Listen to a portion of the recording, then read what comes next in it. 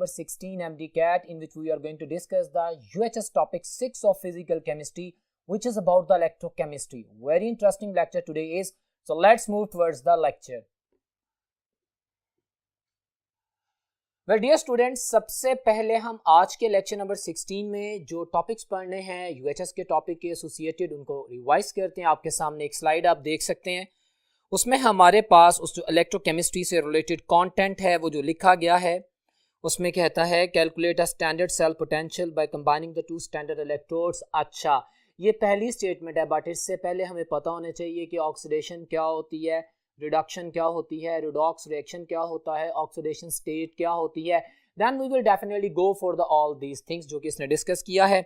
बिल्कुल इसी तरह वो जैसे स्टैंडर्ड सेल पोटेंशियल की बात कर रहा है और कहता है कि explain reduce the direction of the electron flow, और इसके साथ साथ वो ईएमएफ वैल्यू की बेसिस पे कुछ क्वेश्चन करेगा, बताएगा कि आप मुझे बताएं कि by using the knowledge of the electrochemistry how will you be able to answer the feasibility of a chemical reaction, the redox equation using the relevant. Exactly ये तमाम डाटा जो आपके सामने हम डिस्कस करेंगे. सो आज के लेक्चर का आगाज करते हैं और MDCAT में पूछे जाने वाले क्वेश्चंस की बेसिस के ऊपर जो इन टॉपिक से रिलेटेड इंफॉर्मेशन है वो तमाम शेयर करते हैं. सी ऑन द व्हाइट बोर्ड सबसे पहले आप लोग देख सकते हैं कि मैंने डिफाइन किया इलेक्ट्रोकेमिस्ट्री को पता होना चाहिए. ये भी MDCAT में क्वेश्चंस में पूछ लेता है. What is electrochemistry? डेफिनेशन देखें, the branch of chemistry which deals with the interconversion of the electrical energy and the chemical energy. Yani that branch of chemistry which deals with the study that how a chemical change is going to produce electrical energy and how an electrical energy is used to bring about a non-spontaneous chemical reaction. So by using the electrical energy you are bringing a chemical change, or by spontaneous chemical change you are generating electricity. So that branch of chemistry deals with the subject electrochemistry. Clear हो गया? अब ये electrochemistry आपके सामने define कर दी है, मैंने रिडॉक्स रिएक्शन को लिखा है, लेकिन इससे पहले आपको पता होना चाहिए कि what is oxidation. Loss of electron is called oxidation. Definitely हमारे पास इलेक्ट्रॉन लूज करते हैं, increase in oxidation state is called as the oxidation. या gain of oxygen, of course this is oxidation. Got it? Removal of hydrogen is called oxidation. and reduction vice versa में चले जाएं, हमारे पास reduction जब होती है ऑक्सीडेशन स्टेट डिक्रीज करती है. वो कब डिक्रीज करती है? जब इलेक्ट्रॉन गेन होते हैं या ऑक्सीजन रिमूव होती है. क्लियर है ना? या रिडक्शन में एडिशन ऑफ हाइड्रोजन होती है. तो बेसिक डेफिनेशंस का पता होना जरूरी है. You know the word electrochemistry.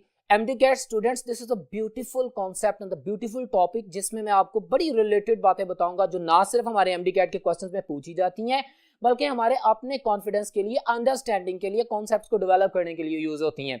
So basics पे चल रहे हैं तो आपको पता है करंट क्या होता है, फ्लो ऑफ इलेक्ट्रॉन होता है. डेफिनेट कंडक्टर क्या होता है? एनी मटेरियल व्हिच कंडक्ट्स और which permits the flow of electron. और नॉन कंडक्टर वाइस वर्सा उसके इनवर्स में हो जाता है, जो कंडक्ट नहीं करता. इलेक्ट्रोलाइट क्या होता है कि हमारे पास which allows the movement of the electron. अच्छा, हमारे पास कंडक्शन भी दो तरह की होती है, मेटालिक कंडक्शन जिसे हम इलेक्ट्रॉनिक कंडक्शन कहते हैं जो कि फ्लो ऑफ इलेक्ट्रॉन्स की वजह से होती है. Electrolytic conduction that is because of the ions, जो कि आयंस इलेक्ट्रिसिटी की परमिशन करते हैं. Electrolytic conduction. सो ये तमाम चीजें रिलेटेड हैं हमारे UHS के सिलेबस में. ठीक है, उसने हाईलाइट किए हैं चंद पॉइंट्स, बट हमें इन चीजों का पता होना चाहिए, इलेक्ट्रोकेमिस्ट्री की बेसिस का पता होना चाहिए. सो अभी मैं पॉइंट पे आ रहा हूं, रिडॉक्स रिएक्शन.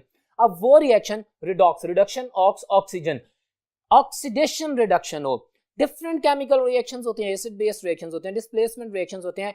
हर केमिकल रिएक्शन ऐसा नहीं होता जिसको रिडॉक्स कहा जाए. सिर्फ वो केमिकल रिएक्शन रिडॉक्स रिएक्शन कहलाता है जिसमें मेरे पास रिएक्टेंट्स में जो एलिमेंट्स हैं उनकी ऑक्सीडेशन स्टेट चेंज होती है.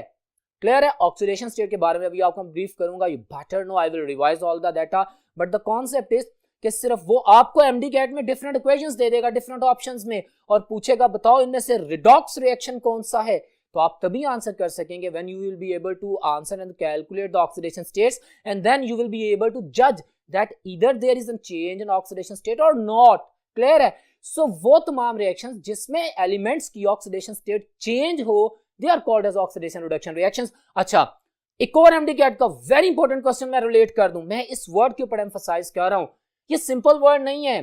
This is MDCAT lecture, so that's why I am emphasizing on each and every point. Listen, आपको एक इक्वेशन दे दी जाती है, आप ऑप्शंस में देखते हैं, आप देखते हैं कि भाई आपके पास ऑक्सीडेशन स्टेट चेंज हुई है. मिसाल के तौर पे जिंक फ्री सॉलिड फॉर्म में और आगे प्रोडक्ट में जिंक +2 लिख देता है.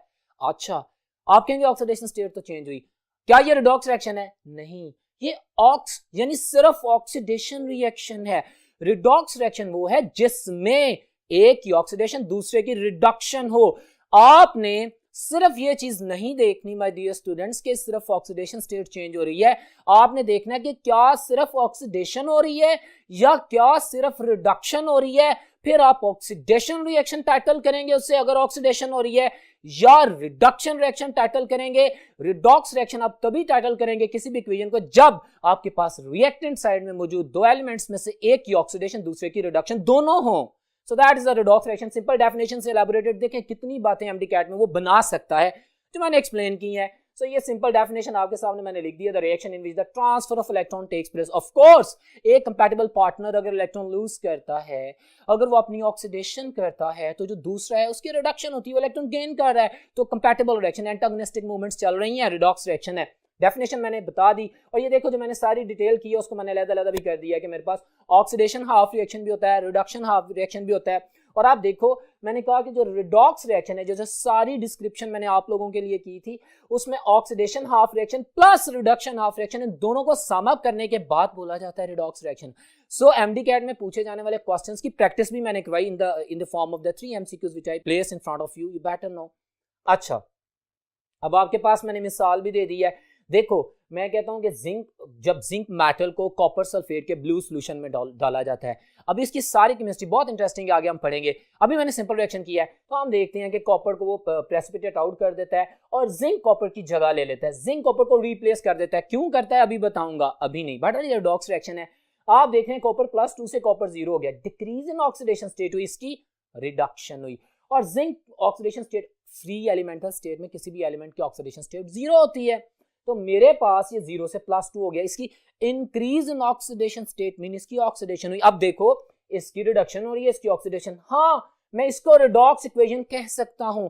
आई am emphasizing on this point because this is a very simple question and normally student is going to be deceased by this kind of the reactions. So listen, मेरे पास ये रिडॉक्स रिएक्शन है। हाँ, इसकी clarity के लिए मैंने कह दिया, अगर मैं सिर्फ जिंक को कंसीडर करूं तो यहाँ पे सिर्फ ऑक्सीडेशन हो रही है, so this is an oxidation half reaction. Copper को कंसीडर करूं तो सिर्फ गेन ऑफ इलेक्ट्रॉन हो रहा है, रिडक्शन हो रही है, so this is a kind of a reduction reaction. So well that was a brief understanding what do you mean bye oxidation, what do you mean by reduction, what do you mean bye redox reaction, what do you mean bye simple oxidation and the reduction reactions. Clear है? अब चलते हैं next board पर, देखते हैं वहां पे क्या है। वेल डियर स्टूडेंट्स, अब हमारे एमडीकैट के सिलेबस में उसने बात की थी ऑक्सीडेशन स्टेट की। What do you mean by oxidation state? I am going to define that. I know that you know, but I am going to revise that. Apparent charge on an atom in a molecule. एक molecule में different atoms हैं, हर atoms का एक oxidation state होता है। Basically in general बहुत सी बातें हैं जिनमें से मैं बहुत सी आपसे शेयर कर रहा हूँ एमडीकैट के पॉइंट ऑफ व्यू से। जनरली जो एलिमेंट जिस ग्रुप में पाया जाता है, वो जो ग्रुप नंबर होता है, वो उस ग्रुप में पाए जाने वाले एलिमेंट्स की मैक्सिमम पॉसिबल ऑक्सीडेशन स्टेट को शो करता है। जैसे 1A में +1 मैक्सिमम है, गॉट इट। 2 में +2 आ जाती है। अच्छा, वेरिएबल आ जाते हैं due to the involvement of the D and F subshell, but that is another chemistry I am not emphasizing on, but I am just going to explain a very simple concept of the oxidation state. Basically, oxidation state is the binding capacity, tendency of an element to combine with the other atom in a molecule. Got it? So, apparent charge, ज़ाहिरी तौर पे जो charge पाया जाता है किसी भी element में एक मॉलिक्यूल के अंदर, उसको कहते हैं ऑक्सीडेशन स्टेट. अब इससे रिलेटेड बड़ी खूबसूरत बात है जो कि एमडीकैट के क्वेश्चंस हैं, मैंने हाईलाइट किए हैं. Watch on this definition. मैंने कहा कि इट इज वेरिएबल. हाँ, वेरिएबल होती है ना. एक ऑक्सीजन एटम है, नॉर्मल ऑक्साइड में -2 होता है, ओके. पर ऑक्साइड में वही oxygen atom -1 oxidation state show करता है. सुपर ऑक्साइड्स में वही oxygen atom -½ oxidation state show करता है. एटम वही है, एलिमेंट तो वही है, बट ऑक्सीडेशन स्टेट वेरी कर रही है. इसी तरह हम डिफरेंट कंपाउंड्स पढ़ते हैं, जैसे HClO, HClO2, HClO3 हमारे पास +-1 से +-3, +-5, +-7 तक जाती है. तो ऑक्सीडेशन स्टेट वेरी करती है. एक ही एलिमेंट किसी भी डिफरेंट कंपाउंड में उस कंपाउंड के मुताबिक अपने different possible oxidation states show करता है. So it's variable, it may be in fractions. जैसे मैंने अभी बोला ऑक्सीजन 2 है, 1 है और 0.5 भी है. सुपर ऑक्साइड में -½ है ना.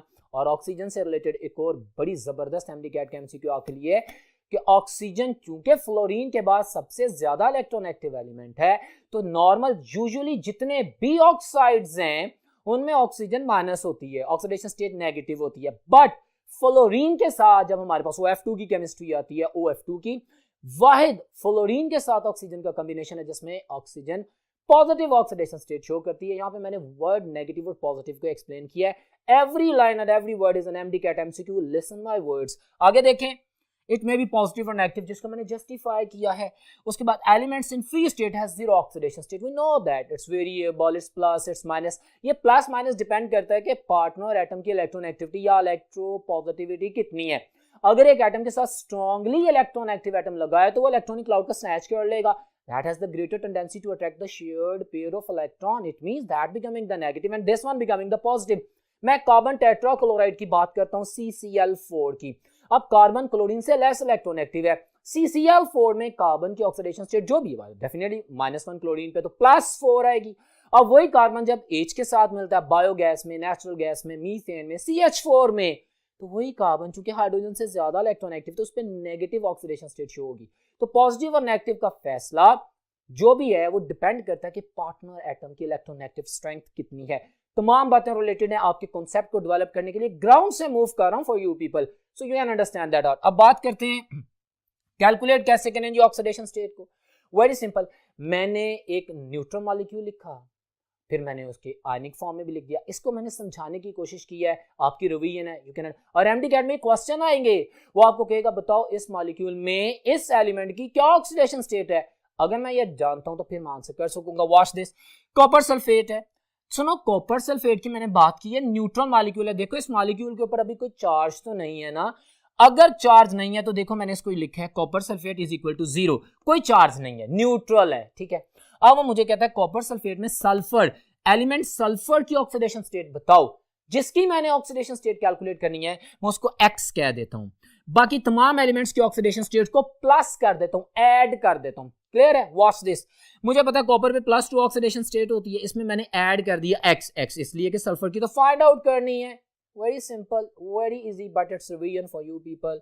अब देखें ऑक्सीजन -2 होती है नॉर्मली, कितने ऑक्सीजन के एटम है 4, तो आई एम गोना मल्टीप्लाई 4 विद -2। बहरहाल इसमें ऐड कर रहा हूं, आंसर इज इक्वल टू 0 क्योंकि जो ओवरऑल मॉलिक्यूल न्यूट्रल था।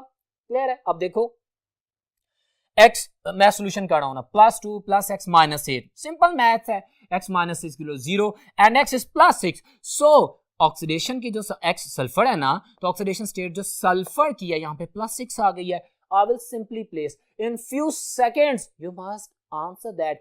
एन मुमकिन है MD-CAT के किसी रिएक्शन इक्वेशन में आपको कोई ऐसा रिएक्शन दे दिया जाए जिसमें आपको at a time within the limited time of the 30 and 40 seconds आपको 2-3 मॉलिक्यूल्स में मौजूद डिफरेंट एलिमेंट्स की ऑक्सीडेशन स्टेट कैलकुलेट करनी हो। और आप जानते हैं ये बड़ा इजी है, but you have to practice it like this. तो आपने कैलकुलेट कर लिया। अब मैंने देखो Cr2O7 डाइक्रोमेट आयन -2, मैंने इसमें पूछा मुझे बताओ क्रोमियम की ऑक्सीडेशन स्टेट क्या है। ओके, तो वही प्रिंसिपल मैं आप लोगों के लिए रिवाइज कर रहा हूं भाई। जो चार्ज है वो मैंने इज इक्वल टू -2 लिख दिया, मैंने यूनिट लिखा और जो चार्ज है उसको इक्विवेलेंट कर दिया। वही केमिस्ट्री मैंने Cr2, मैंने क्रोमियम की ऑक्सीडेशन स्टेट फाइंड आउट करनी थी ना, मैंने क्रोमियम को X कहा। क्रोमियम कितने हैं 2, तो मैंने X के साथ 2 लगा दिया, 2x। क्लियर है? ऑक्सीजन -2 होती है, 7 एटम्स हैं, तो जब इसको मैं सॉर्ट आउट करता हूं 2x - 14 इज इक्वल टू -2, ये 14 प्लस हो जाएगा ऑपोजिट साइड पे जाके, आराम से मेरे पास 12 आ जाएगा। और जब मैं डिवाइड करूंगा मैंने x फाइंड आउट करना है ना, x ऑक्सीडेशन स्टेट एक एलिमेंट की फाइंड आउट करनी होती है और ये हम बहुत आसानी से जानते हैं, हमें पता है। So I am practicing for all of you, you can understand. मेरे पास ये ऑक्सीडेशन स्टेट डिवाइड करने के बाद +6 आ जाती है, तो मैं कहूंगा भाई यहाँ पे क्रोमियम +6 है। कोई भी मॉलिक्यूल, कोई भी आयन, कोई भी K-आयन, कोई भी A9 दे दे तो मैं इसी मेथड में कैलकुलेट कर लूंगा। मुझे अमोनियम आयन दे देता है NH4+1, तो मैं इक्विवेलेंट +1 कर लेता और बाकी फिर ऑक्सीडेशन स्टेट्स को कैलकुलेट करता अगर नाइट्रोजन की कैलकुलेट करनी होती। सो जो चार्ज है उसको इक्वल लिखना है, अगर चार्ज नहीं है तो उसको 0 की फॉर्म में लिख देना है। मैं बार बार रिवाइज कर रहा हूँ, ट्रिक आउट नहीं होना, ठीक है, इसलिए रिवाइज कर रहा हूँ कि आप लोगों की अंडरस्टैंडिंग हो जाए। और ये देखो मैंने यहाँ पे एक सिंपल ब्रोमीन एलिमेंट लिखा है। एलिमेंट्स फ्री स्टेट में 0 ऑक्सीडेशन स्टेट रखते हैं। मैंने डिफाइन क्या किया, charge on an atom in a molecule, और मॉलिक्यूल भी होमोन्यूक्लियर नहीं हेटेरोन्यूक्लियर हो, जहां पे इलेक्ट्रोनेगेटिविटी डिफरेंस हो, जहां पे प्रॉब्लमेटिक सीन बन सकते हैं, जैसे हमने कैलकुलेट किए। तो फ्री स्टेट में कोई भी एलिमेंट है दैट हैज 0 ऑक्सीडेशन स्टेट, तो देखो मैंने इसको 0 ऑक्सीडेशन स्टेट लिख दिया है। So that was about the oxidation state. अब हम बढ़ते हैं नेक्स्ट बोर्ड पर और देखते हैं वहां पे क्या है। वेल डियर स्टूडेंट्स, आप व्हाइट बोर्ड पे देख सकते हैं बैलेंसिंग ऑफ इक्वेशन हाईलाइटेड है, वर्ड्स हैं, दिस इज MDCAT। मैं ऐसा बिल्कुल नहीं कह रहा, no need to get confuse that in the MDCAT you have to make an arrangement या to have to balance equation, ऐसा नहीं है। अब देखो मैंने लिखा भी एक खास मेथड में है, अब आपसे वो बैलेंसिंग इक्वेशन में पूछे, रिडॉक्स इक्वेशंस की बात कर रहे हैं ना, ऑक्सीडेशन रिडक्शन की, जिसमें ऑक्सीडेशन स्टेट्स चेंज होंगी, उन्हीं की बात करेगा। हमने आयन इलेक्ट्रॉन मेथड भी पढ़ा हुआ है, आपके सामने मैंने लिख दिया है, ऑक्सीडेशन नंबर मेथड भी पढ़ा हुआ है, और मैंने वो देखे पूरी इक्वेशंस की केमिस्ट्री नहीं लिखी, लेकिन MDCAT में जो चीज जरूरी है वो हाईलाइट की है। हमसे जो MDCAT से रिलेटेड क्वेश्चन पूछ सकता है, जो उसने पूछे हुए हैं डिफरेंट ऑप्शंस की फॉर्म में, तरतीब की फॉर्म में, तो हमें वो आंसर करने हैं। उसके लिए मैंने ये बोर्ड आप लोगों के लिए लिखा है सियोन। मैं सबसे पहले रिडॉक्स इक्वेशन की जो बैलेंसिंग है किस मेथड से कर रहा हूँ, ऑक्सीडेशन नंबर मेथड, नाम से ही जाहिर है मुझे कोई भी अनबैलेंस, उसको बैलेंस नहीं किया हुआ तो उसकी कोई भी इक्वेशन दे दी जाती है, कह रहा फाइंड इट आउट, मैं कहता हूँ अच्छा ठीक है, मैं ऑक्सीडेशन नंबर मेथड से करूंगा, तो मुझे सबसे पहले जो स्टेप अडॉप्ट करना है वो मुझे इन सब की ऑक्सीडेशन स्टेट्स लिखनी है। आप देखो मैंने लिख दिया ब्रोमीन फ्री स्टेट में 0, सोडियम +1 और H negative and so on. यहाँ पे मैंने हाइड्रोजन +1 और ऑक्सीजन -2 नहीं लिखा, ऑफ कोर्स इन दोनों के कॉम्बिनेशन में -1 आता है, और एक और रीजन है ना लिखने की, क्योंकि इसकी बैलेंस करने का इशू नहीं है। Got it? So no need to get confuse about what is this being. OH negative लिख दिया, हालांकि ऑक्सीजन -2 लिखना चाहिए, H+1 इन दोनों का कॉम्बिनेशन करेंगे तो ओवरऑल OH पे -1 ही आएगा, ठीक है? Got it? अच्छा बहरहाल ये मैंने सबकी ऑक्सीडेशन स्टेट्स लिख दी। नंबर 2 स्टेप में आप देखें मैंने क्या किया, मैंने Br2 मैंने इसके एटमों को अलग-अलग कर दिया। क्यों किया? हम इसको थ्योरेटिकल प्रोसीजर में डिटेल में पढ़ चुके हैं, but this is MDCAT, even then I am telling you, I am revising the whole infrastructure for you people. हम पढ़ चुके हैं कि हम यूनिट्स को अलग करेंगे ताकि हम फाइंड आउट कर सकें कि एक ब्रोमीन, अगर मेरे पास प्रोडक्ट साइड में दो, देखो ना मैंने देखा मेरे पास ब्रोमीन यहाँ पे भी है, ब्रोमाइड यहाँ पे भी है। अब यहाँ पे मैं देखता हूँ कि यहाँ पे -1 ऑक्सीडेशन स्टेट हुई है 0 से, जिसको मैं अभी एक्सप्लेन करने जा रहा हूँ, यहाँ पे +5 हुई है, एक में ब्रोमीन ऑक्सीडाइज और एक में रिड्यूस हुआ है, और वो केमिकल रिएक्शन खास तौर पे ये मैंने लिखा, the chemical reaction in which one step the same element oxidizes as well as reduces, that type of a chemical reaction is called as disproportionation reaction. Disproportionation reaction, so ये मैंने आपके सामने लिखा, इसलिए मैंने इनको अलग कर दिया, ताकि अब देखिए मैं कर क्या रहा हूं कि मैं फ्री स्टेट में देखूं कि मेरे पास मतलब गेन ऑफ इलेक्ट्रॉन किस में हुई है, लॉस ऑफ इलेक्ट्रॉन किस में हुई है। तो देखो मैंने पहले रिडक्शन और ऑक्सीडेशन को हाईलाइट कर दिया ना, मेरे पास 0 ऑक्सीडेशन स्टेट से जो चेंजेस आई हैं, I am going to elaborate in front of you. If you are listening to me you will be in the best position to solve all kind of the data। अगर आपको इससे पहले confusion रही है तो भी, तो स्टेप्स वाइज चल रहे हैं, मैंने हाईलाइट कर दिया। अब देखो मैंने क्या किया, मैंने देखा कि यार यहाँ पे ब्रोमीन से जब Br नेगेटिव हुआ है तो कितने इलेक्ट्रॉन गेन किए हैं, 1 इलेक्ट्रॉन, ठीक है। और यहाँ पे जो ऑक्सीडेशन हो रही है +5 ऑक्सीडेशन स्टेट आ रही है ना, कैसे फाइंड आउट किया, अभी मैंने पढ़ाया था ऑक्सीडेशन स्टेट को कैसे फाइंड आउट करना है, हमने फाइंड आउट कर लिया। तो मेरा मतलब है कि 0 से अगर +5 हुई है तो 5 इलेक्ट्रॉन लूज कर दिए ना उसने, ठीक है। ये कैलकुलेशन कर ली, अब सिंपल केमिस्ट्री, मैंने इन दोनों को आपस में क्रॉस मल्टीप्लाई कर देना है, इस 1 को मैंने 5 से कर देना, नीचे वाले 5 वैल्यू से मल्टीप्लाई कर दे, देखो ना 1 इलेक्ट्रॉन मल्टीप्लाइड बाय 5, ताकि मैं जो इलेक्ट्रॉन्स का गेन और लॉस है उसको बैलेंस कर सकूं। मैं इक्वेशन बैलेंस कर रहा हूं, और इक्वेशन बैलेंस करने के लिए मैंने ऑक्सीडेशन नंबर मेथड को चूज किया है। उसमें मैंने पहले ऑक्सीडेशन स्टेट्स को फाइंड आउट किया है, फिर मैंने देखा रिडक्शन किस में हुई है, फिर मैंने देखा ऑक्सीडेशन किस में हुई है, और फिर मैंने उन नंबर ऑफ इलेक्ट्रॉन्स की वजह से उनको बैलेंस किया है कि जिसमें जो इलेक्ट्रॉन का लॉस या गेन हुआ है। So this is in front of you. उसके बाद मैंने क्या किया, आप देख सकते हैं कि जिनके फैक्टर्स कनेक्टेड है उनके साथ, यूनिट्स के साथ मैंने मल्टीप्लाई कर दी। ऑब्जर्व, मैंने इस ब्रोमीन को 5 कर दिया, क्यों? क्योंकि सर इसको आपने 5 से मल्टीप्लाई किया। ये जो 5 मल्टीप्लाइंग यूनिट है, आपने जिन के साथ ये कनेक्टेड है उनके साथ लगा देना है। देखो 5 NaBr एंड 5Br, क्योंकि इन दोनों के साथ कनेक्टेड था, और ये 1 था, तो भाई इसको एज इट इज रहने दे। देखो मैंने इसको डिस्टर्ब नहीं किया, ये ब्रोमीन भी 1 रहने दिया और इसको भी 1 रहने दिया, क्योंकि 1 के साथ मैंने मल्टीप्लाई करना था। मैंने इससे मल्टीप्लाई जिसके साथ किया है उस यूनिट को मैंने उन रिएक्टेंट या प्रोडक्ट के साथ लगाना है एज अ मोल, ठीक है। तो वो प्लेस कर दिया।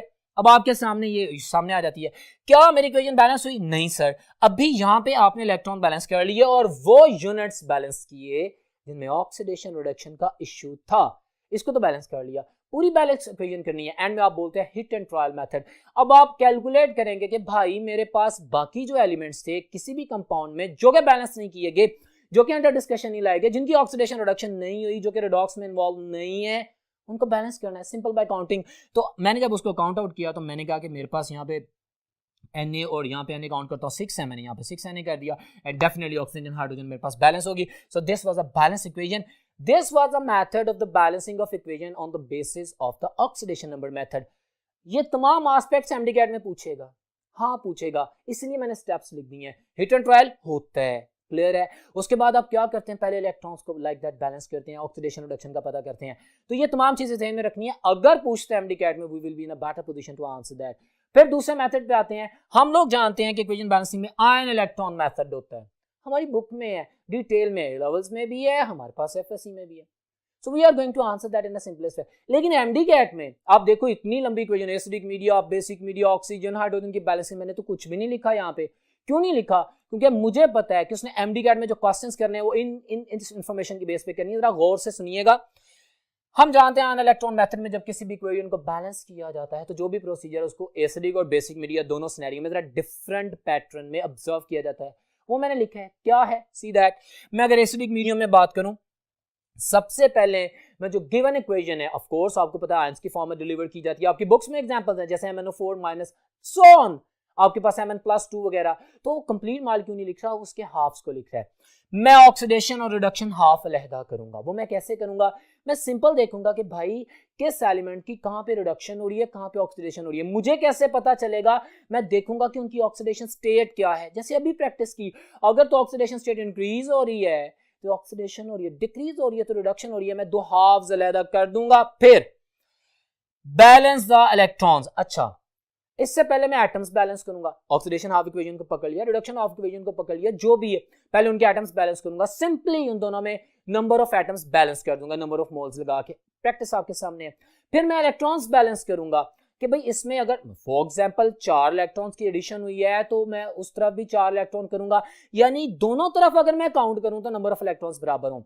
इंटरेस्टिंग बात जो एमडीकैट में पूछी जाती है ना, वॉच दिस, वो ये है, इसकी बेस पे कि आपको इक्वेशन दे देता है, आपको आयंस बना के दे, पूछता है बताओ ऑक्सीडेशन स्टेट्स भी लिखी होती हैं उसने एमडीकैट के पेपर में, और कहता है बताओ कितने इलेक्ट्रॉन गेन किए या कितने इलेक्ट्रॉन लूज किए. तो very simple, you can calculate at your finger tips with in seconds. Oxidation state उसने लिखी, आप सिंपली देखेंगे भाई अगर Mn+2 से +5 हुआ है या +5 से या +7 से सोन जो भी है +2 है तो कितने इलेक्ट्रॉन लूज किए. You will answer that. और अगर उनसे पहले उसने नंबर ऑफ मोल्स लगाए होंगे तो जितने इलेक्ट्रॉन है उनको नंबर ऑफ मोल से मल्टीप्लाई कर देंगे, क्योंकि एक एलिमेंट के लिए अगर 5 इलेक्ट्रॉन का गेन या लॉस हुआ है तो 2 मोल्स के लिए 10 का हो जाएगा, 3 के लिए 15 का हो जाएगा.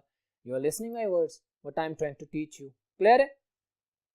सो यहां के उसके बाद अच्छा इंटरेस्टिंग पॉइंट ये है, अगर हमारे पास एसिडिक मीडियम है और मैंने ऑक्सीजन को बैलेंस करना है तो किससे करूंगा? ऑक्सीजन एटम को बैलेंस करना है कंपैटिबल. दूसरी साइड में मैं अगर एक तरफ ऑक्सीजन एटम ज्यादा है, लेट्स सपोज MnO4 है मैं कहता हूं, और दूसरी तरफ Mn है, मेरे पास आपकी बुक के एग्जांपल की बात कर रहा हूं, MnO4 में 4 ऑक्सीजन, राइट हैंड साइड पे 4 ऑक्सीजन है और लेफ्ट पे कोई भी नहीं है, और मैं ऑक्सीजन को बैलेंस करना चाहता हूं तो oxygen atom in the acidic medium is being balanced by water molecule. ये एमडीकैट का क्वेश्चन है. In acidic medium oxygen atom is balanced by the water molecule and hydrogen atom is balanced by the hydrogen ions. Reverse. Clear है? इसको याद रखिएगा. अब हम बात करते हैं बेसिक मीडियम में, वही पैटर्न है, पहले ऑक्सीडेशन हाफ रिडक्शन हाफ अलग करेंगे, नंबर ऑफ एटम्स को बैलेंस करेंगे, उसके बाद बैलेंस ऑफ द इलेक्ट्रॉन्स करेंगे, जो सारी डिटेल बता चुका हूं. हाँ, फर्क क्या पे आया? बेसिक मीडियम में oxygen atom is balanced bye hydroxyl ions. Acidic medium में ऑक्सीजन एटम को बैलेंस करना है तो उसकी दूसरी साइड पे वाटर मॉलिक्यूल उतने ऐड करने हैं, और बेसिक मीडियम में ऑक्सीजन एटम को बैलेंस करना है तो उसकी दूसरी साइड पे हाइड्रोक्सिल आयंस आपने ऐड करनी है. इंपॉर्टेंट है.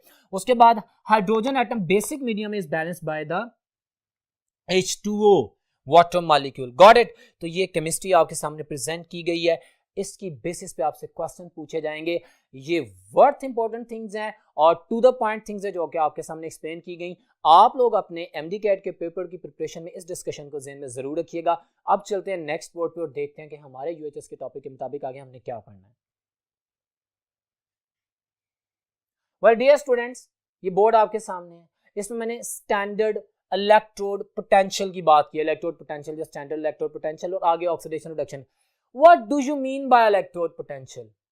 जीरो से स्टार्ट करते हैं MD CAT students for the buildup of your concept. Listen, it's very interesting in the beautiful chemistry, electrochemistry. हर एलिमेंट का जो एटम है उसके पास इलेक्ट्रॉन्स हैं जी। इलेक्ट्रॉन्स हैं तो इसका मतलब है इलेक्ट्रोकेमिस्ट्री इन्वॉल्व होगी, या वो इलेक्ट्रॉन लूज करेगा या गेन करेगा। Got it. शेयरिंग में भी डेफिनेटली वो हमारे पास सिनेरियो आता है, ऑक्सीडेशन स्टेट तो आएगी, ठीक है। इलेक्ट्रॉन की इन्वॉल्वमेंट है, इलेक्ट्रॉन की इन्वॉल्वमेंट से flow of electron and current होता है। अब हर एलिमेंट अपने इलेक्ट्रॉन्स को मूव अप करता है, गेन करता है, जो भी करता है, फ्लो ऑफ इलेक्ट्रॉन होता है ना, करंट जनरेट होता है ना। हमने एक एटम के, किसी भी एलिमेंट के एक एटम का पोटेंशियल देखना है कि वो कितने इलेक्ट्रॉन गेन कर सकता है, कितने इलेक्ट्रॉन लूज कर सकता है, वो कितना चार्ज जनरेट कर सकता है। Potential, electrode potential, watch this. अच्छा, इसको मैंने डिफाइन करने से पहले जो मैंने कॉन्सेप्ट एक्सप्लेन किया, पोटेंशियल चेक करना है। अब अगर मैं किसी एक एलिमेंट के एक एटम को किसी भी दूसरे से चला दूं तो मैं कंफ्यूज हो सकता हूं। हम लोग नहीं इस चीज को अंडरस्टैंड कर सकते कि भाई किस यूनिट की तरफ से कितने इलेक्ट्रॉन्स आए। मैं अगर जानना चाहता हूं कि एक एटम जो खास तरह का एटम है, खास एलिमेंट है, उसका पोटेंशियल क्या है, तो मैं कोशिश ये करूंगा कि उसके potential of gain and loss को मैं उसी के आयंस के साथ चेक करूं। अगर हाइड्रोजन की बात करूंगा तो हाइड्रोजन के आयंस रिक्वायर्ड हैं। अगर मैं जिंक की बात करूंगा तो जिंक के आयंस रिक्वायर्ड हैं। मैं पूरे पीरियोडिक टेबल में मौजूद किसी भी एलिमेंट की, इसमें आप हाइड्रोजन की बात भी सुन रहे हैं, मेटल और नॉन मेटल की मैंने बात नहीं की, मैं पोटेंशियल की बात कर रहा हूं। मेरे पास मेटल भी हो सकती है, नॉन मेटल भी हो सकती है। हर एंटिटी जिसके पास इलेक्ट्रॉन है, अगर मैं उसको उसी के आयंस के साथ कनेक्शन में लाऊंगा तो मुझे पता चल जाएगा। वो बात की बात है कि इलेक्ट्रॉन लूज कर रहा है, मेटल है, इलेक्ट्रॉन गेन कर रहा है, नॉन मेटल है, गॉट इट, या ट्रांजिशन मेटल है। इसकी केमिस्ट्री पे अभी आऊंगा, अभी आप बेसिक समझ लें। Watch this, what do you mean by electrode potential? Electrode of any element in contact with the ions, किसके साथ? Solution of its own ions, develop a potential. Hydrogen neutral atom को हाइड्रोजन आयन के साथ connection करें तो एक ion कितने electron लेता है? अपने ही जैसे एटम से, या अपने ही जैसा प्योर एटम अपने ही आयन को कितने इलेक्ट्रॉन की गिवन टेक करता है? तो total flow of electron regarding that element 100% उसी से एसोसिएटेड होगा, प्योर होगा। हाइड्रोजन हाइड्रोजन के साथ इलेक्ट्रॉन एक्सचेंज कर रहा है तो जितने वो कर सकता है उतने ही करेगा, तो मेरे पास उस एलिमेंट का इलेक्ट्रोड पोटेंशियल आ जाएगा। बहुत इंपॉर्टेंट बात है, electrode potential without any confusion, the clear one, जो मैंने आपके सामने एक्सप्लेन किया। अब स्टैंडर्ड हाइड्रोजन इलेक्ट्रोड, इसको लिखने से पहले इसकी जरूरत, इसको नॉर्मल हाइड्रोजन इलेक्ट्रोड भी कहते हैं, लेवल्स में इसको नॉर्मल हाइड्रोजन इलेक्ट्रोड भी कहते हैं।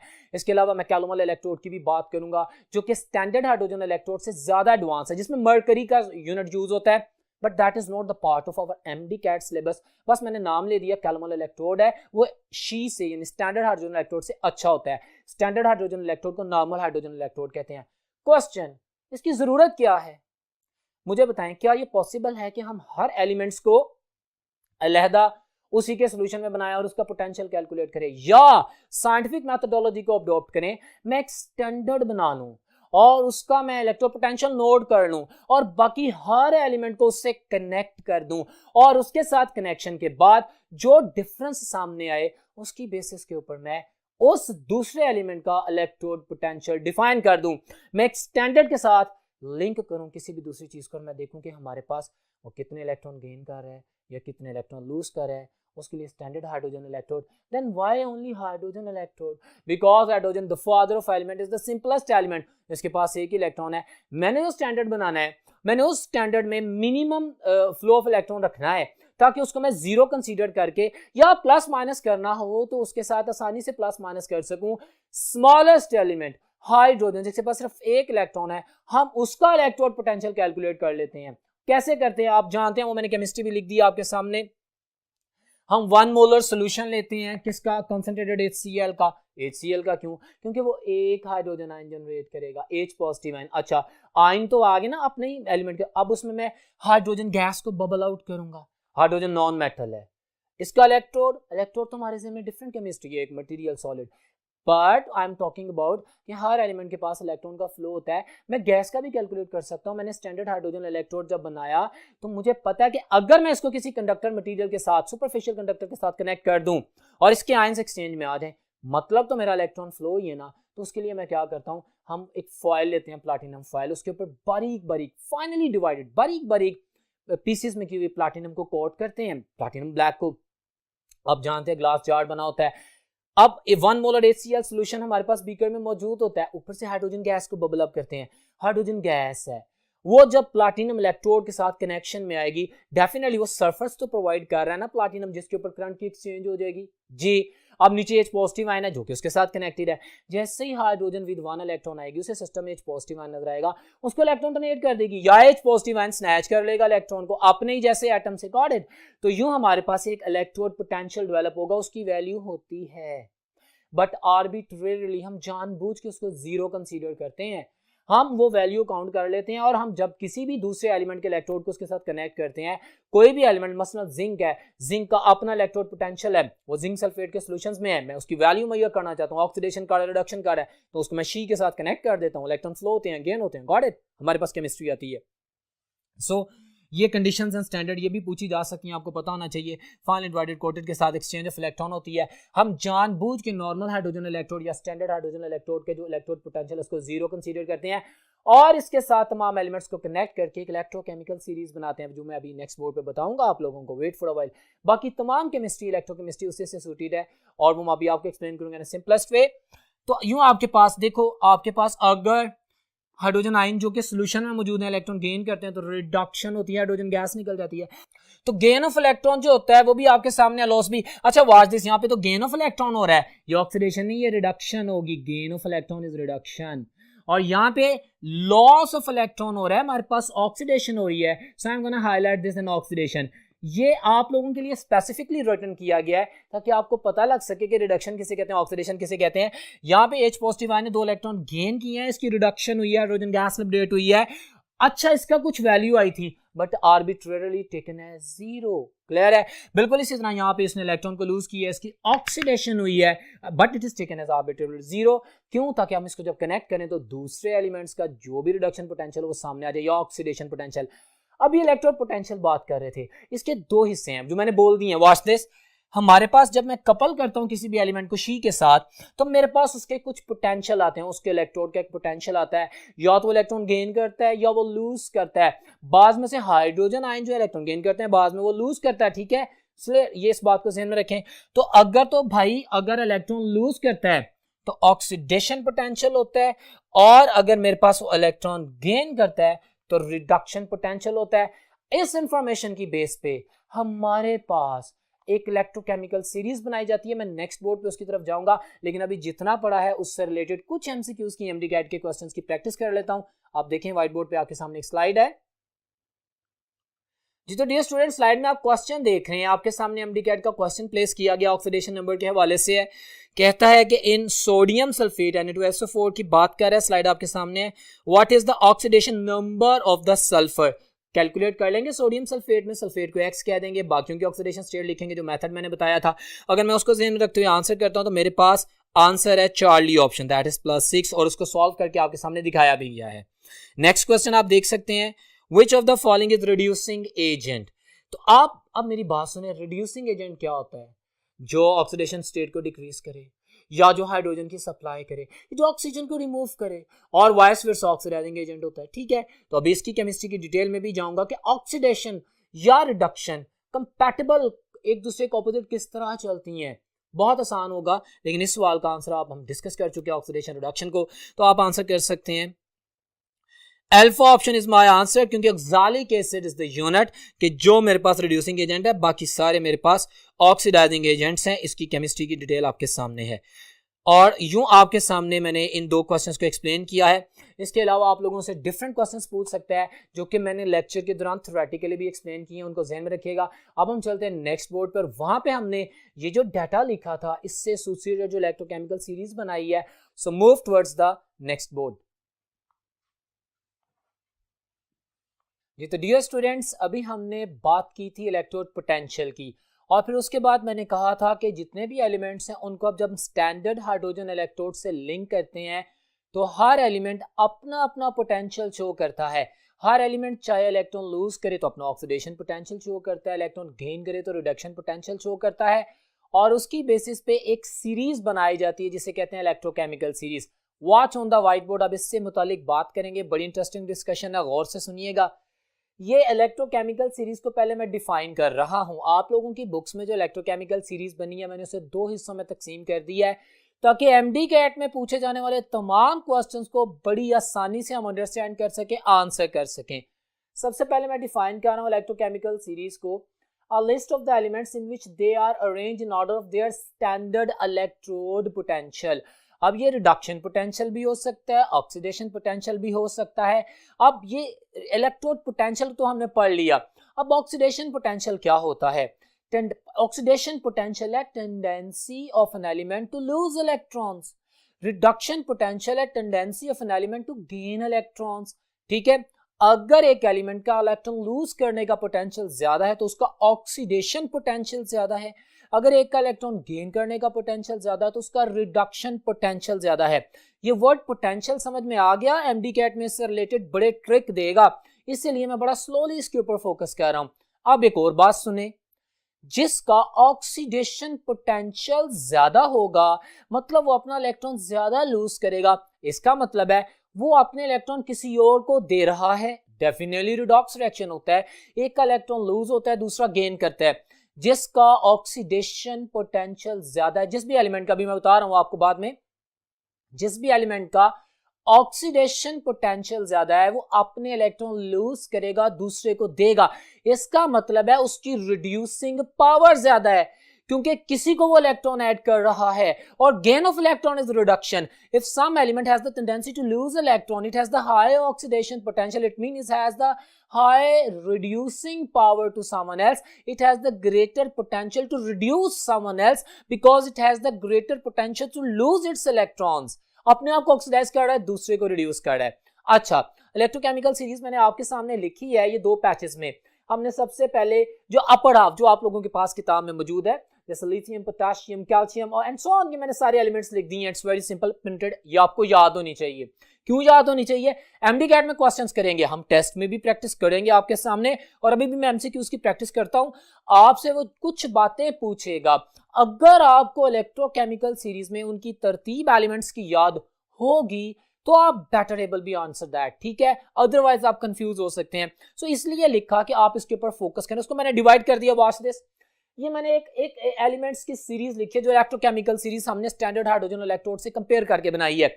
स्टैंडर्ड हाइड्रोजन इलेक्ट्रोड इन एलिमेंट्स के नीचे है, हमने आर्बिट्रेरली इसकी वैल्यू 0 वोल्ट कंसीडर की थी। हाँ, उसके बाद आप देखें लिथियम, पोटेशियम, कैल्शियम, ये जनरली आप देख रहे हैं तो दे आर मेटल्स, और मेटल्स भी डिफरेंट टेंडेंसीज की। क्या टेंडेंसी?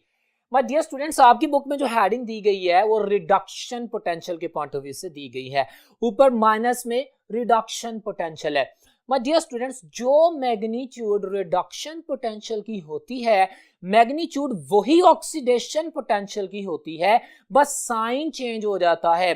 अगर आपके पास इलेक्ट्रोकेमिकल सीरीज में जो आपकी बुक में बनाया गया रिडक्शन पोटेंशियल की वैल्यूज लिखी हैं और मैं जो वर्ड बोल रहा हूं ऑक्सीडेशन पोटेंशियल के बोल रहा हूं, तो no need to get confuse. It means I am talking about an element which is showing more tendency to lose electron. If I am talking about the oxidation potential, magnitude will remain same. I'm not talking about the magnitude right now. Here वो MDCAT के question में खुद देगा आपको। ठीक है, आपने उसको फिट इन करना होगा। इसकी अभी हम प्रैक्टिस करते हैं। अच्छा, ये देखें कि आपके पास हम उसका साइन चेंज कर देंगे। अगर मैं इसका रिडक्शन पोटेंशियल लिखूंगा जो एलिमेंट्स का दिया गया तो डेफिनेटली माइनस में, बट मैं जानता हूं कि हाइड्रोजन से अबव ये जो एलिमेंट है इनकी natural tendency to lose electron ज्यादा है। ये इलेक्ट्रॉन गेन नहीं करते, ये ऑक्सीडेशन पोटेंशियल शो करते हैं, इनकी रिड्यूसिंग पावर होती है, ये दूसरे को इलेक्ट्रॉन देते हैं, अपने से इलेक्ट्रॉन निकालते हैं। मैं बार बार हम बात पे फोकस कर रहा हूं। सो हमारे पास इन सब का ऑक्सीडेशन पोटेंशियल होगा, तो वो वैल्यूज जो आपकी किताब में नेगेटिव है आप उन्हें प्लस कर देंगे। ठीक है, अब ये ऑक्सीडेशन पोटेंशियल की एक सीरीज लिख दी। Now these the precious most concepts for you people about MDCAT. Watch, I'm repeating. Lose electron की बात कर दी, they have high oxidation potential बात कर दी। Of course, जिसका ऑक्सीडेशन पोटेंशियल ज्यादा है उसका RP रिडक्शन पोटेंशियल लो होता है। जितनी जितनी मैग्नीट्यूड होती जाएगी उसी हिसाब से उसका रिडक्शन पोटेंशियल कम या ज्यादा होता जाएगा। अच्छा, नॉर्मली रिडक्शन पोटेंशियल जो टॉप टू बॉटम इंक्रीज करता है और oxidation potential top to bottom decrease करता है। वैल्यू से हमें पता चल जाता है। यानी अगर मैं कहूं कि मेटल्स का ऑक्सीडेशन पोटेंशियल ज्यादा होता है तो मेटालिक कैरेक्टर डिक्रीज करता है। Here I am talking about the metallic character on the basis of the gain and the loss of electron, I am not talking about the electrical current. Clear है? सो ये उसका reduction potential अपने elements के साथ जब compare किया हमने she के साथ, स्टैंडर्ड हाइड्रोजन इलेक्ट्रोड के साथ, जिसे हम नॉर्मल हाइड्रोजन इलेक्ट्रोड भी कहते हैं, उसकी बेसिस पे मैं कह रहा हूं। Watch this, magnitude remains same but sign changes की बात कर दी है। Top elements they function as anode. ये बड़ा जबरदस्त कॉन्सेप्ट है माय डियर स्टूडेंट्स। आपको इलेक्ट्रोकेमिकल सीरीज में सिर्फ इसी पार्ट की मैं बात कर लेता हूं। एक सेल बताता है, आपको पता है कि ऑक्सीडेशन हाफ और रिडक्शन हाफ होता है। मुझे कैसे पता चलेगा कि कौन सा एलिमेंट एनोड है, किस एलिमेंट पे ऑक्सीडेशन हो रही है? हम जानते हैं ना, एनोड पे हमेशा ऑक्सीडेशन होती है, कैथोड पे रिडक्शन होती है, एनोड पे लॉस ऑफ इलेक्ट्रॉन, कैथोड पे गेन ऑफ इलेक्ट्रॉन। क्लियर है? वो आपको दोनों वैल्यूज नेगेटिव में दे दे, वो आपको दोनों वैल्यूज पॉजिटिव में दे दे, चाहे रिडक्शन पोटेंशियल दे दे चाहे ऑक्सीडेशन पोटेंशियल। जब आपने ईएमएफ सेल कैलकुलेट करनी है, potential of the cell calculate करना है, तो आपने भी पढ़ा हुआ है कि ऑक्सीडेशन, मैं पढ़ाऊंगा भी मजीद कि ऑक्सीडेशन में, रिडक्शन में जो एनोड और कैथोड का रिएक्शन है, जो ऑक्सीडेशन और रिडक्शन, उनको प्लस कर देते हैं। अब अगर आपको दोनों वैल्यूज दे दे और आपको ईएमएफ का पूछे कि क्या करेंगे, दोनों वैल्यूज नेगेटिव दे दे, दोनों पॉजिटिव कर दे, तो किसको आप पॉजिटिव वैल्यू करेंगे, किसको आप नेगेटिव करेंगे? वर्ड बोल दे ऑक्सीडेशन पोटेंशियल या रिडक्शन पोटेंशियल, उनके साथ दोनों के रिडक्शन पोटेंशियल दे दे। दिस इज एमडी कैट, मेरे वर्ड सुनिएगा। दो एलिमेंट्स, दोनों के रिडक्शन पोटेंशियल दे दिए या दोनों के ऑक्सीडेशन पोटेंशियल दे दिए। अब मुझे उसने नहीं बताया, अगर मुझे इलेक्ट्रोकेमिकल सीरीज याद होगी तो मैं 1 मिनट में डिसाइड कर लूंगा। कैसे? मैं जानता हूं कि जो एलिमेंट तरतीब में ऊपर है, जो ऊपर पाया जाता है, that function as anode, और जो नीचे वाला है दैट फंक्शन एज कैथोड। ऊपर वाले एलिमेंट का ऑक्सीडेशन पोटेंशियल ज्यादा है, वो इलेक्ट्रॉन लूज करता है, that function as anode. और जो नीचे वाला है वो गेन करता है, या उसका ऑक्सीडेशन पोटेंशियल कम है या उसका रिडक्शन पोटेंशियल ज्यादा है, तो उसकी वैल्यू मैं रिडक्शन पोटेंशियल के पैटर्न में प्लस माइनस कर दूंगा अपनी बेसिस पे। अगर मुझे पता होगा कि इलेक्ट्रोकेमिकल सीरीज में जो टॉप एलिमेंट है that is functioning as anode, उस पे ऑक्सीडेशन हो रही है, वो इलेक्ट्रॉन लूज कर रहा है और नीचे वाला इलेक्ट्रॉन गेन कर रहा है। पॉइंट समझिएगा, इसको ज़हन में रखिएगा। That was fantastic point for you people. MDCAT में आपने इसके ऊपर फोकस करना है। फिर आप देख लें, मैं बता चुका हूं नोड पे हमेशा ऑक्सीडेशन होती है। A node is always consumed in the reaction. It is always eaten in the reaction. क्योंकि इसके पास इलेक्ट्रॉन लॉस होता है, it become thinner and thinner. जबकि कैथोड पे deposition of the metal ions होती है। प्यूरिफिकेशन में हम जब सेल्स पढ़ते हैं, हम जानते हैं ना माय डियर स्टूडेंट, दो तरह के सेल्स होते हैं, इलेक्ट्रोलिटिक सेल होते हैं, गैल्वेनिक सेल होती हैं। इलेक्ट्रोलिटिक सेल्स में इलेक्ट्रिसिटी यूज होती है, केमिकल चेंज को किया जाता है, नॉन स्पॉन्टेनियस रिएक्शन को प्रोसीड किया जाता है। जबकि गैल्वेनिक या वोल्टिक सेल में spontaneous chemical reaction is going to generate the current. हम इसकी डिटेल जानते हैं, हमारे एमडी कैट के सिलेबस में हाईलाइट नहीं किया गया, लेकिन इसका पता होना चाहिए। मैं बोलूंगा भी, मैं स्लाइड्स भी दिखाऊंगा। अभी इसकी बात करते हैं। तो मेरे पास जब ये एनोड कैथोड की क्लैरिटी हो जाती है, और ये सबसे इंपॉर्टेंट पॉइंट, बेतहाशा क्वेश्चंस एमडी कैट में पूछे हैं। अब देखें सीरीज में, वो कहता है which one of the following metal can replace, options दे देते हैं एबीसी, आपको डिफरेंट पेयर्स दे देते हैं। अब आप कैसे अंदाजा लगाएंगे कि कौन सी मेटल किसको रिप्लेस करेगी? इस स्टेटमेंट से। That was just for you people. Top metals can replace lower metals. Electrochemical series याद होगी, इलेक्ट्रोकेमिकल सीरीज में तरतीब याद होगी, तो आप बता सकेंगे कि भाई lithium can replace potassium, calcium and all that, but aluminium can not replace magnesium, magnesium can not sodium and so on. Lower metal cannot replace the up one, but the top metal can replace the lower one. ये भी point याद रखिएगा। और non metals में reverse होता है। अभी मैं आपको जब कैथोडिक सीरीज या रिडक्शन पोटेंशियल की बात करता हूं तो क्लियर हो जाता है। इन पॉइंट्स को ध्यान में रखिएगा। बाकी oxidation potential decreases down the series, और reducing power of course decreases down the series. जब टॉप पे ऑक्सीडेशन पोटेंशियल ज्यादा है, रिड्यूसिंग पावर ज्यादा है। जब ऑक्सीडेशन पोटेंशियल कम हो जाएगा तो ऑफ कोर्स रिड्यूसिंग पावर भी उस हिसाब से फर्क आएगी। अब हम चलते हैं नेक्स्ट बोर्ड पर, बाकी की इलेक्ट्रोकेमिकल सीरीज की बात करते हैं। जी तो डियर स्टूडेंट्स, ये आप देख सकते हैं आपके सामने है, वही मैंने पैटर्नाइज किया है। अब आप देख रहे हैं यहाँ पे आपको शो करने के लिए, आप लोगों की बुक में जो सीरीज बनी है उसमें उसने इलेक्ट्रॉन गेन ही बताए हुए हैं, सबका रिडक्शन पोटेंशियल बताया हो, वैल्यूज नेगेटिव की है। That become a little bit confusing, but for the clarity of the concept आप देखें कि जब मैंने ऑक्सीडेशन पोटेंशियल शो किया था सीरीज में, अभी बोर्ड पे आपके सामने, मैंने उसमें से पॉजिटिव साइन ही शो किया, बस इलेक्ट्रॉन के लॉस को शो करे हैं, उनका ऑक्सीडेशन पोटेंशियल शो हो रहा है, उनकी मेटालिक नेचर शो हो रही है। व्हाट्स दिस, यहां पर मैंने इलेक्ट्रॉन की एडिशन कर दिया, means they have the tendency to gain electron, it means they have the reduction potential, खुद को रिड्यूस करने का potential. When an element has the tendency to gain electron, to reduce itself, it has higher reduction potential, it has the tendency to oxidize another partner. Clear है? तो ये एक reduce होता है, दूसरा oxidize होता है. So they have elements having higher reduction potential. जैसे सबसे ज्यादा आप जानते हैं फ्लोरीन का होता है, ठीक है, इस तरह वहां पे टॉप में हमने पढ़ा था लिथियम का सबसे ज्यादा ऑक्सीडेशन पोटेंशियल है, तो ये भी पूछा जा सकता है, आपको ये भी पता होना चाहिए, ये मैंने एमसीक्यू बोला एमडी कैट का। अब इससे रिलेटेड कॉन्सेप्ट की बात करते हैं, तो जिसका रिडक्शन पोटेंशियल ज्यादा होता है उसकी ऑक्सीडाइजिंग पावर ज्यादा होती है, वो दूसरे से इलेक्ट्रॉन स्नैच कर लेता है, उसको ऑक्सीडाइज कर लेता है। क्लियर है? अब टॉप टू बॉटम मेरे पास टॉप टू बॉटम इलेक्ट्रोकेमिकल चीज में रिडक्शन पोटेंशियल इंक्रीज करता है तो ऑक्सीडाइजिंग पावर इंक्रीज करती है, top to bottom oxidation potential decrease करता है। I'm focusing these words again and again. I'm putting my energy on these all things because I know that these are the questions which will be asked from you in the MDCAT paper and you must focus on these lines. Clear है? So ये तमाम बातें अपने ज़हन में रखें, बिल्कुल उसी तरह मैंने उसकी प्रॉपर्टीज को भी मैच कर दिया है। The gain electrons रिडक्शन कर रहे हैं ना अपनी, हाई रिडक्शन पोटेंशियल होता है, इनका ऑक्सीडेशन पोटेंशियल लो होता है, वही बातें हैं। Element with high reduction potential can replace the element with the low reduction potential. इससे पता क्या पता चलता है, वो तमाम नॉन मेटल्स, ये बड़ी जबरदस्त, जैसे मैंने कहा था ना, top metal can replace the lower metals and lower metals can not replace the upward. ये जो टॉप पे मेटल्स हैं उनको नहीं कर सकती। क्यों?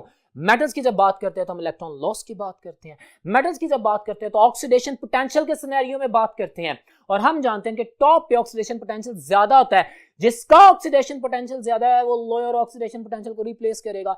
बिल्कुल इसी तरह जिसका रिडक्शन पोटेंशियल ज्यादा है वो लोअर रिडक्शन पोटेंशियल को रिप्लेस करेगा। Usually non metals has the tendency to gain electron because they are electronegative in nature, they have the tendency to gain the electron. So an element having the more tendency to gain electron have high reduction potential, have the greater potential to replace the element with the lower reduction potential. तो नीचे वाली non metal top वाली non metal को replace कर देगी। ये MDCAT के questions में इतनी है। अब इसका यूज कैसे होगा, बार बार एमडीकैट की बात करूं, आपको 2-3-4 एलिमेंट्स दे देते हैं, ऑप्शंस में पूछ लेता है, पैटर्न दे देता है, मैं एमसीक्यू की प्रैक्टिस करवाऊंगा आप लोगों को, टेस्ट में भी आएंगे।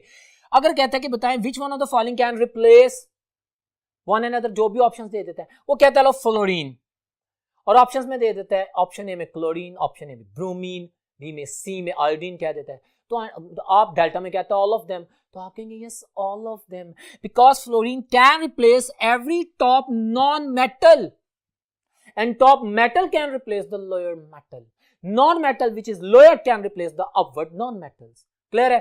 सो इस पॉइंट को ध्यान में रखना है, रिडक्शन पोटेंशियल की केमिस्ट्री वगैरह। अब जारी बात है जिसका रिडक्शन पोटेंशियल हाई है वो of course gain of electron करेगा, तो वो कैथोड के तौर पे काम करेगा, और कैथोड पे of course you better know कि हमारे पास वहां पे रिडक्शन होती है और कैथोड पे डिपोजिशन ऑफ द कैटायंस होती है। कैटायंस होते हैं ना इलेक्ट्रॉन लेने के लिए, कैथोड पे नेगेटिव चार्ज होता है ना, सिवाय गैल्वेनिक सेल के, सिवाय गैल्वेनिक सेल के एनोड पे हमेशा पॉजिटिव चार्ज है, कैथोड पे हमेशा नेगेटिव चार्ज है। Worth important MDCAT question I am repeating, anode पे हमेशा होगी ऑक्सीडेशन ही, चाहे वो गैल्वेनिक सेल है चाहे कोई भी दूसरा वोल्टिक सेल है। क्लियर है? सुनो, लेकिन एनोड जो जिंक और कॉपर के दरमियान गैल्वेनिक सेल डैनियल सेल की बात करते हैं ना, उसमें एनोड पे नेगेटिव चार्ज होता है लेकिन वो ऑक्सीडेशन रही होती है, वहां पे इलेक्ट्रोलाइट की इन्वॉल्वमेंट नहीं होती, बस। क्लियर है? और कॉपर पे हमारे पास डेफिनेटली वो ऐसे कैथोड ही फंक्शन करेगा, वहां पे रिडक्शन नहीं होगी लेकिन साइन चेंज हो जाएगा।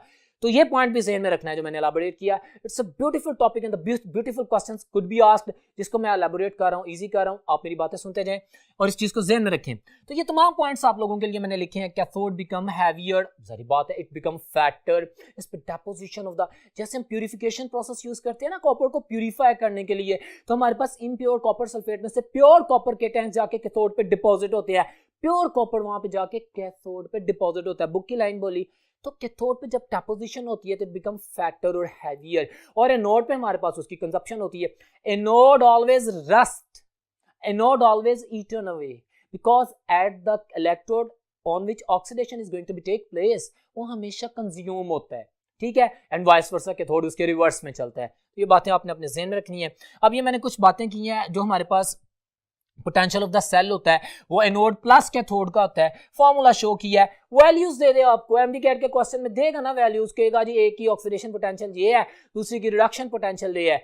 सुनो, बड़ी अहम बात बताने लगा हूं, वो अपनी मर्जी से कुछ भी ऑक्सीडेशन पोटेंशियल को कह दे और कुछ भी रिडक्शन पोटेंशियल कह दे। मिसाल के तौर पे आप सुने, वो कॉपर +2 को इसका ठीक है रिडक्शन पोटेंशियल है और सिल्वर का भी रिडक्शन पोटेंशियल है, इन दोनों का पेयर बना दे जी। हमें पता है कि सिल्वर नीचे है, इसका रिडक्शन पोटेंशियल ज्यादा है, वैल्यूज हमें पता है, वो वैल्यूज दे दे, दोनों का रिडक्शन पोटेंशियल दे दे और कहे बताओ सेल की ईएमएफ क्या है। तो how will you do that? आपको सेल की ईएमएफ फाइंड आउट करने के लिए ऑक्सीडेशन और रिडक्शन हाफ दोनों को पता होना चाहिए ना। अब आप कैसे डिसाइड करेंगे भाई किसकी ऑक्सीडेशन हो रही है किसकी रिडक्शन हो रही है? तो अभी बोला था ना मैंने मेटल्स में कि जो टॉप वाला है, टॉप वाली मेटल है, that will function as anode, उसका ऑक्सीडेशन पोटेंशियल होगा, और जो नीचे वाला है वो फंक्शन एज कैथोड, उसका रिडक्शन पोटेंशियल होगा। अब उसने जो भी वैल्यूज दी होंगी आपने देखना है वो रिडक्शन पोटेंशियल बोल रहा है कि ऑक्सीडेशन पोटेंशियल बोल रहा है। फर्ज करो, देखो वो यहाँ पे कॉपर +2 का कहता है इसका रिडक्शन पोटेंशियल ये है और सिल्वर का भी रिडक्शन पोटेंशियल दे देता है, यहाँ पे दोनों वैल्यूज प्लस में दे देता है, ठीक है। अब आपने डिसाइड करना है, my dear students, this is MDCAT, आपको पता है एनोड है और आपको उसने रिडक्शन पोटेंशियल की वैल्यूज दी हैं। एनोड पे तो ऑक्सीडेशन होती है, आपको एनोड का ऑक्सीडेशन पोटेंशियल चाहिए। आप क्या करेंगे? आप सिंपली इसका साइन चेंज कर देंगे, आप इसका साइन चेंज कर देंगे क्योंकि आपने इसको as an oxidizing as oxide जो ऑक्सीडेशन पोटेंशियल है वो कंसीडर करना है। आप इसका साइन चेंज कर देंगे, नीचे वाले को रिडक्शन ही रहने देंगे, दोनों को सम अप करेंगे, हमारे पास जो भी वैल्यू आएगी वो हमें बहुत कुछ बताएगी। Watch this application of the electrochemical series.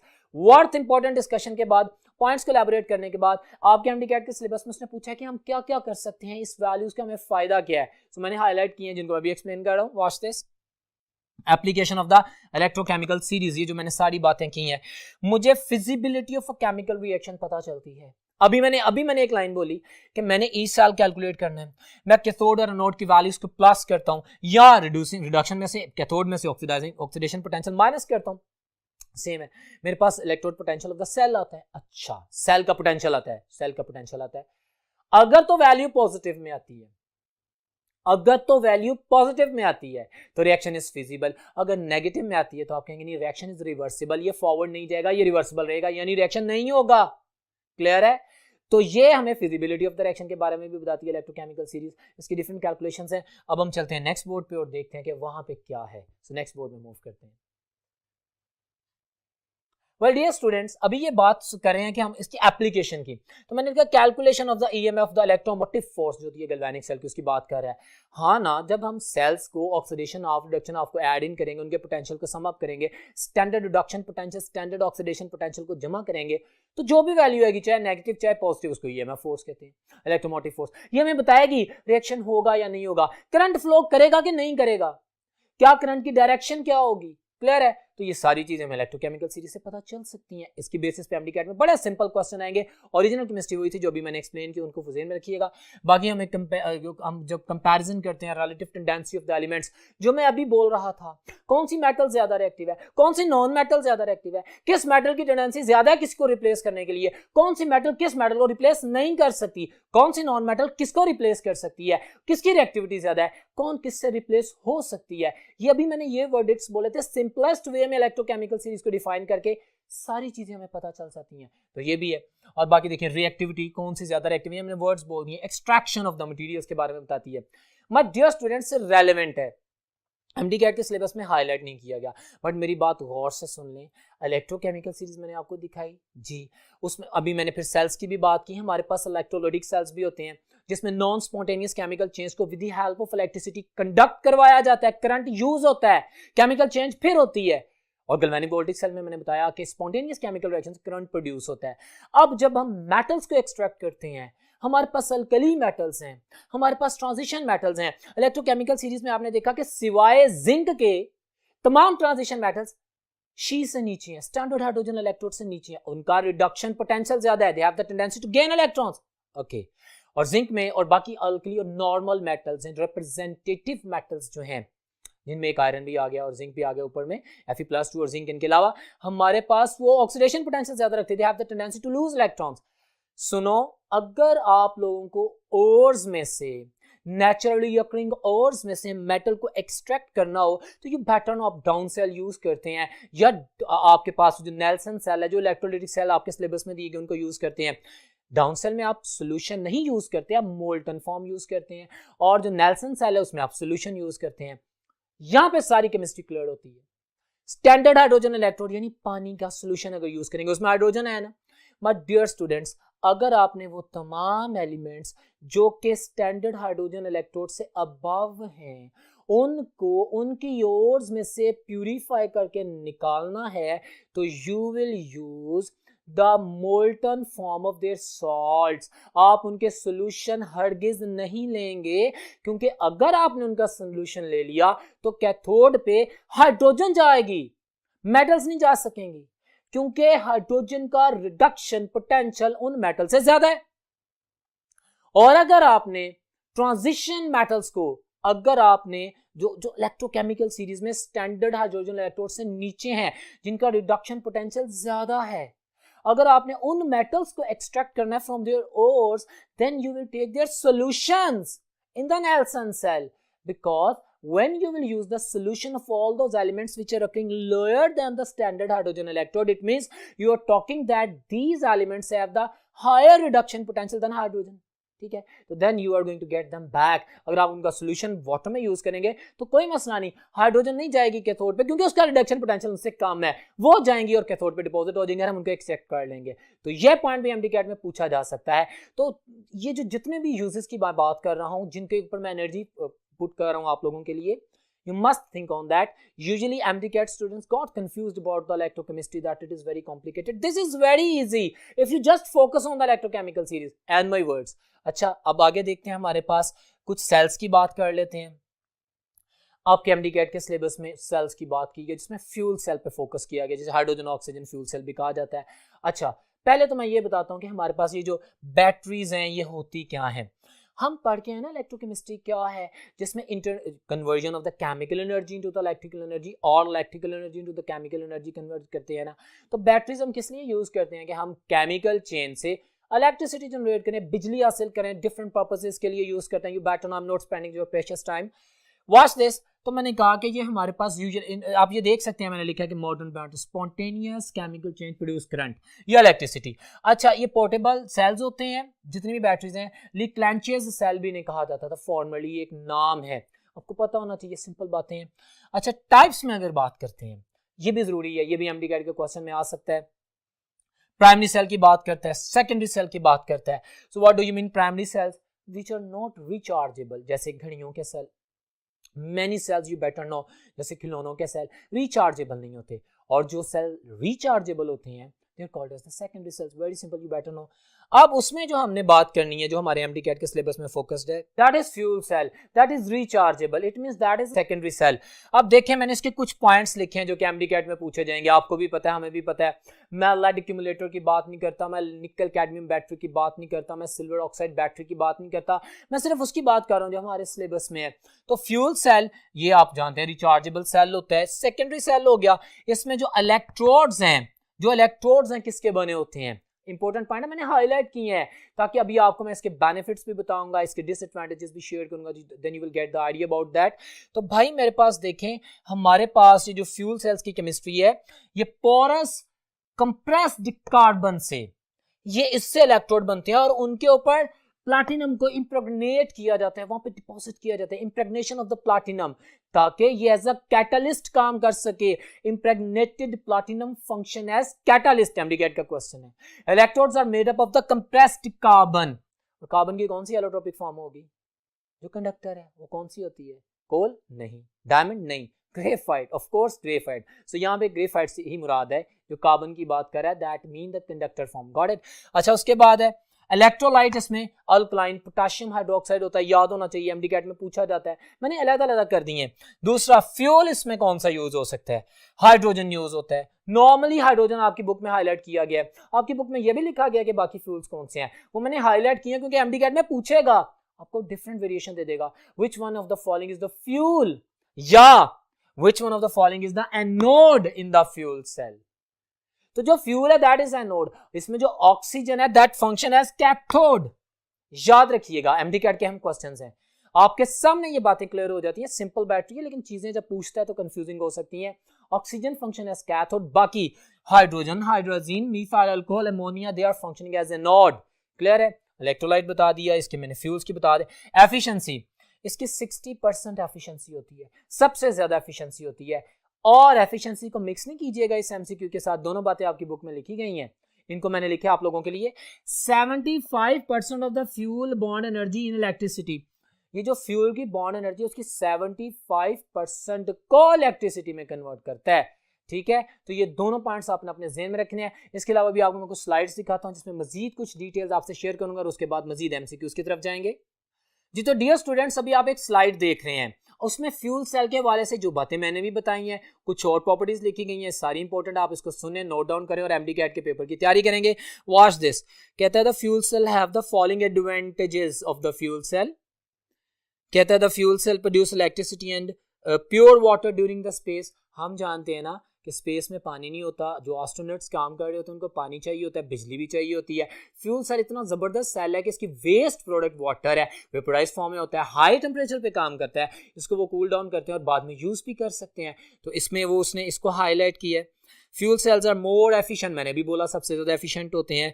Fuel cell do not cause pollution, of course पानी तो पोल्यूशन नहीं है, बड़ा जबरदस्त एडवांटेज है। इनको कनेक्ट करके मैक्सिमम अमाउंट ऑफ एनर्जी हम जनरेट कर सकते हैं, इलेक्ट्रिसिटी जनरेट कर सकते हैं।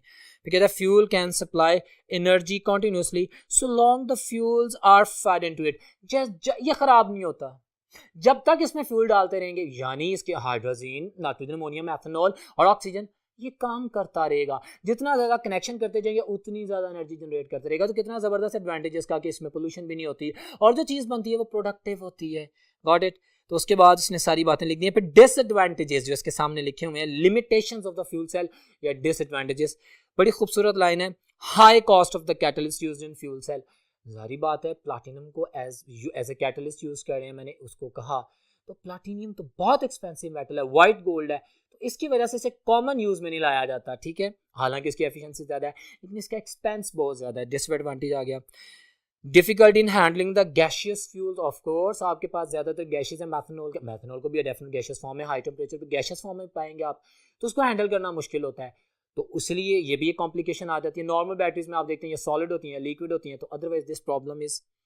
उसके बाद कहता है high corrosive nature of electrolyte, इसमें लिखे high corrosive nature of electrolyte. Definitely जो इलेक्ट्रोलाइट है पोटेशियम हाइड्रोक्साइड है, बेस है, तो बड़ी जबरदस्त क्रोजन कर सकता है। एक और चीज ऐड कर लें इस स्लाइड के अलावा भी, इसमें हेट्रोजेनिटी बहुत ज्यादा होती है। Fuel cell is heterogeneous in nature. क्यों? इसके पास हमारे पास गैसेस में फ्यूल है, इलेक्ट्रोलाइट इसका मोल्टन फॉर्म में है, फेजेस चेंजेस है ना, और सॉलिड फॉर्म में हमारे पास इसके इलेक्ट्रोड्स हैं। हेट्रोजेनिटी आ जाती है, उनकी फिजिकल स्टेट्स में डिफरेंस आ जाता है, इस वजह से भी ये एक डिसएडवांटेज है, इसका काम नहीं होता। तो ये मैंने advantages and disadvantages fuel cell के बताए। माय डियर स्टूडेंट्स, इसके अलावा आप कुछ एमसीक्यूज की प्रैक्टिस करते हैं। At the end of our topic हम इन तमाम एमसीक्यूज की प्रैक्टिस करते हैं जो कि इलेक्ट्रोकेमिकल सीरीज के हवाले से पूछे जा सकते हैं, फ्यूल सेल्स के हवाले से पूछे जा सकते हैं, और अपने नॉलेज को इंप्रूव करते हैं। जी तो डियर स्टूडेंट्स, अभी आप एक स्लाइड देख रहे हैं, आपके सामने क्वेश्चन है, वो कह रहा है कि mark the incorrect statement about the standard hydrogen electrode, mark the incorrect statement about the SHE, और वो देखें ऑप्शन ए में कहता है it is used as a reference electrode. अच्छा, when it act as anode, definitely हमारे पास हमें बता रहा है कि वो इलेक्ट्रॉन का जो लॉस है, ठीक है, ऑक्सीडेशन हो रही है। चार्ली में कहता है when it act as a cathode, electron gain करेगा, ठीक है। इनकरेक्ट देखनी थी, when it is connected zinc electrode it act as anode. My dear students, hydrogen नीचे इलेक्ट्रोकेमिकल सीरीज में, जिंक ऊपर है, हमें पता है, हमने अभी इसी की बात की, तो जो ऊपर वाला एलिमेंट है वो एनोड होता है, तो ये हाइड्रोजन का एनोड कह रहा है, गलत कह रहा है, जिंक एनोड है, hydrogen will function as cathode, क्योंकि हाइड्रोजन का रिडक्शन पोटेंशियल जिंक से ज्यादा है, या दूसरे लफ्जों में जिंक का ऑक्सीडेशन पोटेंशियल ज्यादा है, इस वजह से वो एनोड है। क्लियर है? सो डेल्टा ऑप्शन इज रॉन्ग, ये मेरा आंसर है। एक और क्वेश्चन आपके सामने है, Identify incorrect statement about the standard hydrogen electrode, she के बारे में incorrect statement, it is used as a reference electrode, ठीक कह रहे हैं, its E reduction is 0 or less than 0, ये गलत है। It is always considered at zero, less than zero की बात ही नहीं करनी। एमडी कैट है, बड़े ध्यान से आंसर करना है। जीरो तक बात ठीक है, लेकिन लेस देन जीरो की वजह से स्टेटमेंट गलत होगी। लेकिन मैं बाकी भी पढ़ता हूँ, आप देख रहे हैं। When it is connected to an to zinc electrode in galvanic cell act as cathode, अभी बात की, बिल्कुल ठीक है। When it is connected to the copper, copper इससे नीचे है, it act as anode, ये सारी स्टेटमेंट ठीक है। बीटा इज माई आंसर, जो कि गलत स्टेटमेंट है कि कभी भी शी का स्टैंडर्ड हाइड्रोजन इलेक्ट्रोड, जिसे हम नॉर्मल हाइड्रोजन इलेक्ट्रोड भी कहते हैं, उसका इलेक्ट्रोड पोटेंशियल जीरो से कम नहीं होगा, हमेशा जीरो होगा। एक और क्वेश्चन आपके सामने है, एक डायग्राम आप देख सकते हैं।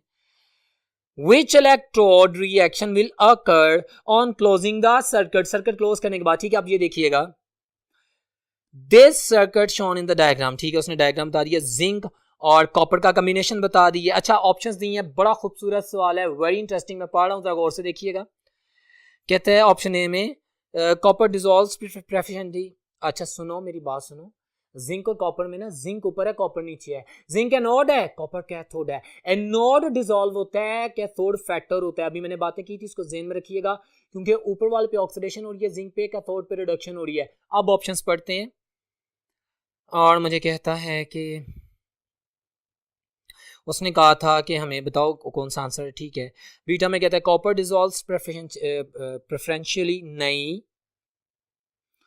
अच्छा, कहते हैं zinc and copper both dissolve, नहीं भाई, zinc, delta is my answer, zinc dissolves preferentially, तो delta is my answer because not dissolves, do not copper, copper cathode है, वो तो फैक्टर होगा, वो मतलब उसकी विड्थ बढ़ेगी, उसका मास बढ़ेगा, उस पर डेपोजिशन होगी।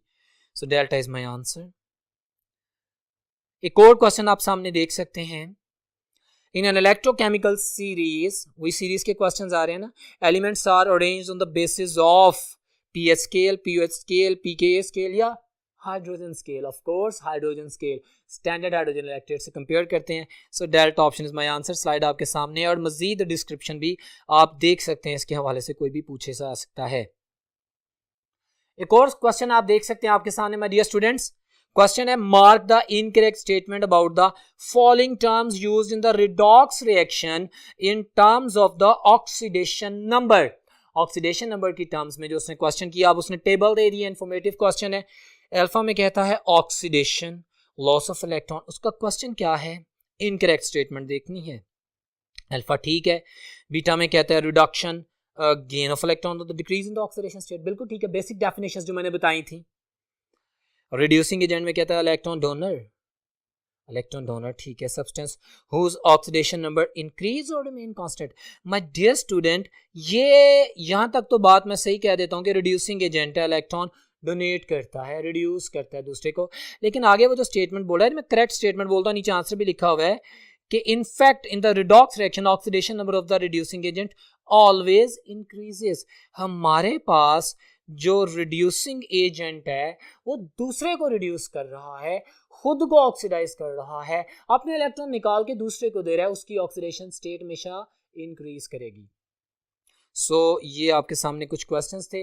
Well my dear student, that was all about the today's lecture, जिसमें हमने इलेक्ट्रोकेमिस्ट्री के वो तमाम पॉइंट्स जो कि कंसर्न थे और उनसे रिलेटेड भी हर पॉइंट जो कि एमडी कैट में आया है उसको डिटेल में पढ़ा। आई ट्राइड कि मैं आप लोगों के लिए इस कॉन्सेप्ट को ईजीएस्ट वे में कन्वे करूं और एमडी कैट के पैटर्न में जिस तरह से क्वेश्चन पूछे जा सकते हैं वो एलैबोरेट करूं।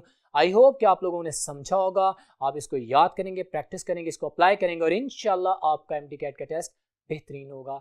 इंशाल्लाह नेक्स्ट लेक्चर में मुलाकात होती है, तब तक अल्लाह हाफिज़।